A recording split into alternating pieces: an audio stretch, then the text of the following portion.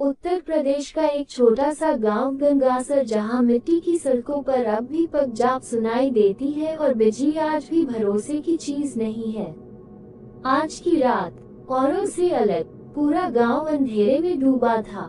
बारिश थमने का नाम नहीं ले रही थी।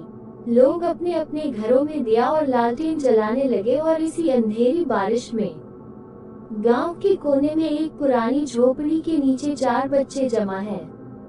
बच्चे गीले टीन की छत के नीचे सिमटे बैठे हैं। डर और उत्सुकता देखो ना, रोज का यही नाटक है। शाम होते ही लाइट चली जाती है में बदल चुकी है। और फिर रामबली चाचा आते हैं और उनकी डरावनी कहानी शुरू। पिछली बार वाली याद है? कुएं वाला पिशाच। उस रात मैं सच में टॉयलेट जाने से डर गया। तुम सब डरपोक हो। वो सब चाचा के बनाए किस्से हैं। कोई भूत वूत नहीं होता इस दुनिया में। तू मजाक कर, पर याद रख, गांव में हर अफवाह के पीछे एक सच्चाई छिपी होती है।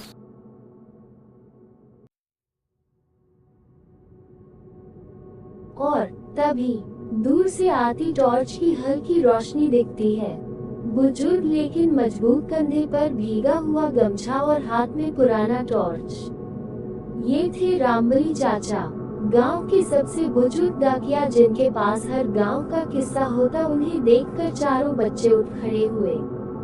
पर पक्का होना चाहिए चाचा, ये मत हो कि वो बस कोई सपना हो। चाचा मुस्कुराए, लेकिन उनकी आंखों में हल्का सा गंभीर भाव आ गया।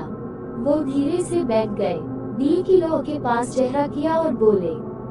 चारों बच्चे अब पूरी तरह चुप। बारिश की बूंदें अब भी छप्पर पर गिर रही थी, लेकिन किसी की हिम्मत नहीं हुई कुछ कहने की। बारिश अब भी जारी है। चारों तरफ हल्का अंधेरा है, केवल दिए की टिमटिमाती लौ में सबके चेहरे किसी पुरानी तस्वीर की तरह दिख रहे हैं। चाचा की आवाज धीमी हो जाती है पर असरदार। डाक का काम है, चाचा रुक नहीं सकता। बरगद की छांव और तुम लोगों की बातें ना हो तो मेरी शाम अधूरी रह जाती है। बेटा, जो बात मैं आज बताने जा रहा हूँ वो कोई कहानी नहीं, वो एक रात थी जब मैंने मौत को करीब से देखा। और अगर मैं उस रात एक गलत कदम बढ़ा देता तो आज तुमसे ये किस्सा सुनाने के लिए जिंदा ना होता। ये बात तब की है जब मैं 22 साल का था। जवान जोश से भरपूर, डाकघर में नई नई नौकरी मिली थी। उन दिनों चिट्ठियों को लोगों तक पहुंचाने के लिए ट्रेन से शहर जाना पड़ता था, और लौटते हुए उस दिन ट्रेन अचानक 4 घंटे लेट हो गई थी।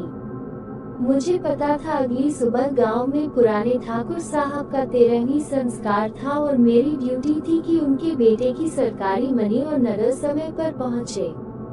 इसीलिए चाहे जितनी भी रात हो गई हो, मुझे उसी रात गांव लौटना था।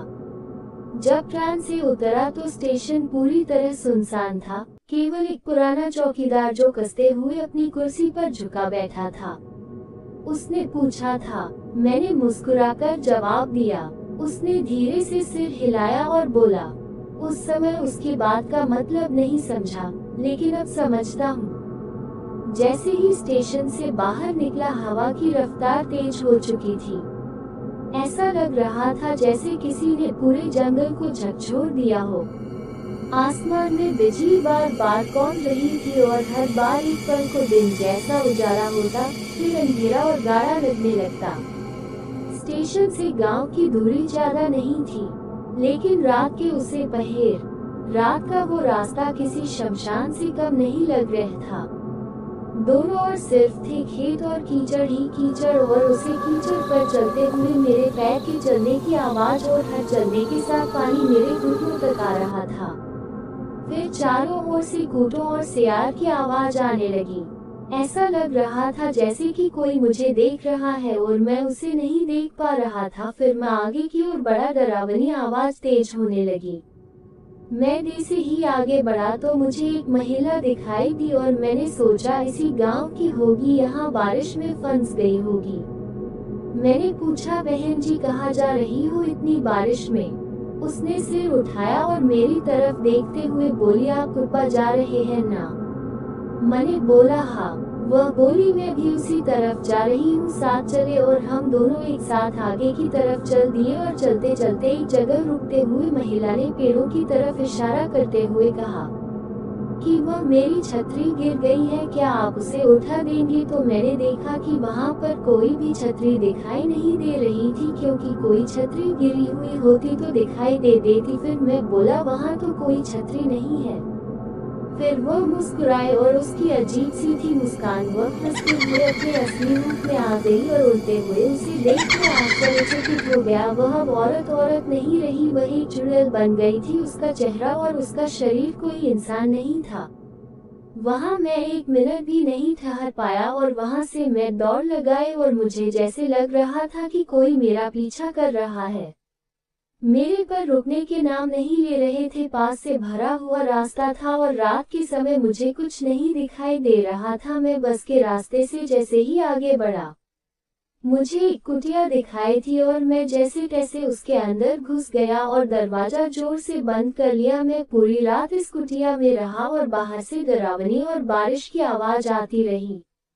मैं अगली सुबह मैंने देखा कि वहाँ पर कोई भी झोपड़ी नहीं है, था तो बस सुनसान खेत और जली हुई पत्तियों। वहाँ पर पट्टी पर कुछ लिखा हुआ था, उसी दिन इस प्रकार से मेरी जान बच गई। तो दोस्तों, अगर आपको ये कहानी अच्छी लगी तो चैनल को लाइक, शेयर और सब्सक्राइब जरूर करें और वीडियो को ज्यादा से ज्यादा शेयर जरूर अपने दोस्तों के साथ। मिलते हैं नेक्स्ट एक आश्चर्यचकित करने वाली